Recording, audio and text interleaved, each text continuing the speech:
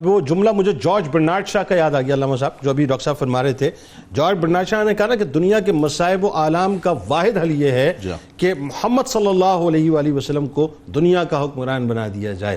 اچھا، اب اسی نسلی، اب دیکھیں ویسے ہی تو ہم نے بات کر لی نا، ظاہر ہے یہ بڑا اچھا لگتا ہے کہ ہم دوسروں کی بات کر رہے ہوتے ہیں کہ جی وہاں یہ برائیاں ہیں، اس معاشرے میں برائیاں ہیں، ذرا اپنی بھی تو بات کریں، تھوڑا سا اپنے بھی دامن کو چاک کرتے ہیں، ذرا اس کو بھی کھول کے دیکھتے ہیں کہ یہاں کتنے عیب ہیں، کتنے داغ ہیں۔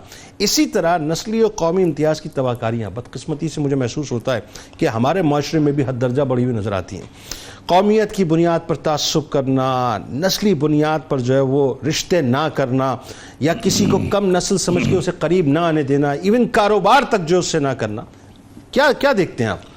بالکل خوبصورت بات جنید بھائی آپ نے فرمائی کہ جہاں ہم ان لوگوں کی بات کرتے ہیں کہ جنہوں نے ہوٹلز پہ لکھا ہوا ہے کہ blacks and dogs are not allowed, وہاں پر ہمارے اپنی سوسائٹی کے اندر، مسلم معاشرے کے اندر ہم نے ان بنیادوں کو توڑ دیا ہے جو عقائد و جہاں صلی اللہ تعالیٰ علیہ وسلم نے خطبہ حجۃ الوداع کے اندر تمام عصبیت کی، زمانہ جاہلیت کی عصبیت کو اپنے پاؤں تلے روند دیا تھا۔ ایسے ہی حضور نے فرمایا کہ میں ان تمام عصبیت کو ختم کر کے پاؤں تلے روند کے جا رہا ہوں۔ جنید بھائی میں جملہ کہوں گا، ان تمام چیزوں کو اٹھا کر دوبارہ ہم نے اپنے سر کا تاج بنا دیا۔ ایسا ہی ہے، بالکل لسانیت کی بنیاد پر، علاقائیت کی بنیاد پر، صوبائیت کی بنیاد پر۔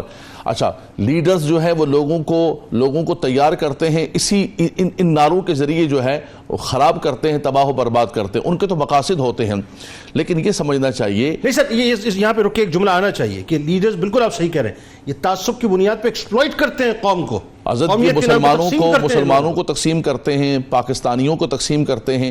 وہ اقبال نے کہا تھا کہ بتان رنگ و خون کو توڑ کر ملت میں گم ہو جا، نہ تو رانی رہے باقی، نہ ایرانی نہ ہماری تو بنیاد دیکھیں، ہمارا وطن بھی بنا ہے، ہمارا وطن وطنیت کی بنیاد پر نہیں بنا ہے، زمین کی بنیاد پر نہیں بنا۔ پاکستان کا مطلب کیا؟ لا الہ الا اللہ، وطن نہیں۔ اور انہوں نے بھی وطن کی وطنیت کی بنیاد پر نہیں بنایا تھا، مدینہ بھی اس طرح نہیں بنا، بالکل اسی طرح وہ بھی بالکل عقیدے کی بنیاد پر بنا۔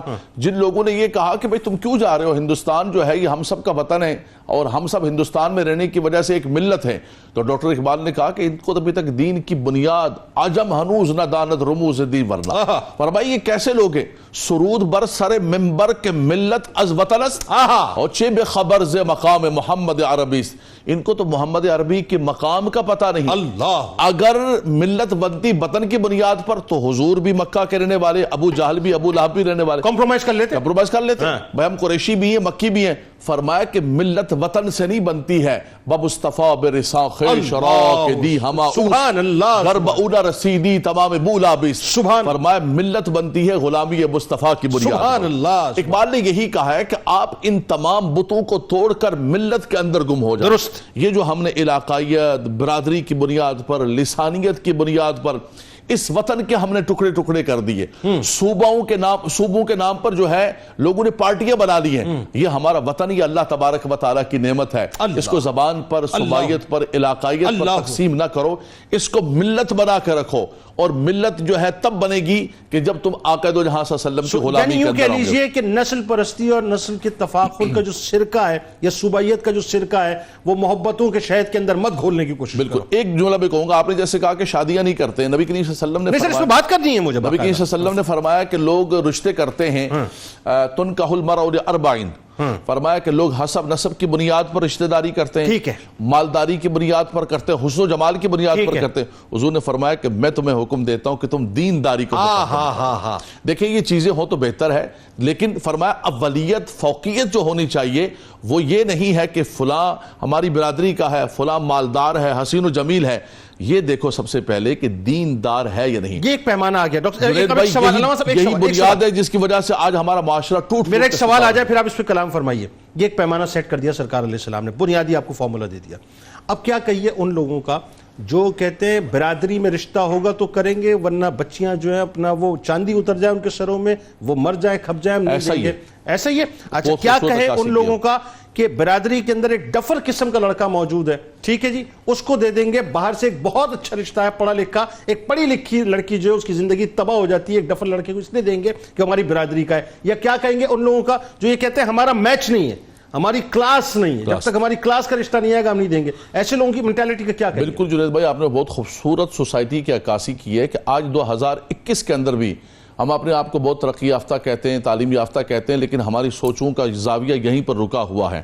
ہم مغرب کی بات کرتے ہیں کہ آج وہ گورا جو ہے پاؤں رکھ کے اس کی سانس کو بند کر رہا ہے، ہم نے خود اپنی سوسائٹی کے نوجوانوں کے سانس کو بند کیا ہوا ہے، اپنی بچیوں کے سانس کو بند کیا ہوا ہے، ہم نے آج بھی اس زمانے کے اندر ان کو وراثت سے حق کے محروم کیا ہوا ہے، اور ہم نے ان تمام قرآن کے نام قرآن سے شادی کر رہے ہیں تاکہ وراثت نہ جائے۔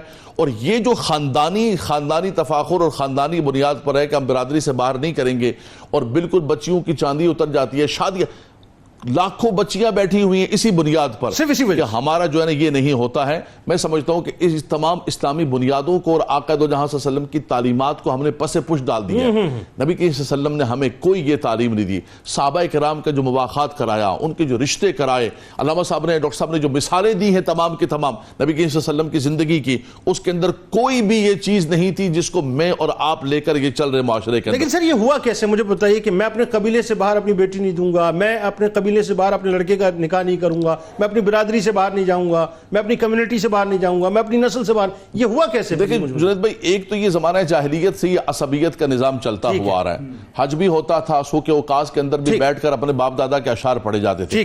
پھر جیسے ڈاکٹر صاحب نے یہاں پر ہم ہندوستان کے ساتھ رہے بہت عرصے تک، ان کے ساتھ رہنے کی وجہ سے آپ دیکھیں کہ بہت ساری چیزیں مسلمانوں کے اندر وہ آ چکی ہیں، وہ رسوم و رواج آ چکے ہیں۔ ہماری شادیوں کی رسمیں دیکھیں آپ، ہماری زندگی کے کتنے معاملات دیکھیں، وہ مسلم سوسائٹی کے اندر ہندوانہ نظام سارے کا سارا آ گیا، اور ہماری سوچیں وہ بن گئی ہیں کہ جو ہندوؤں کی سوچیں تھیں۔ درست مسلمان سوسائٹی کے اندر، مسلم سوسائٹی کے اندر کسی بھی اعتبار سے یہ جائز نہیں ہے۔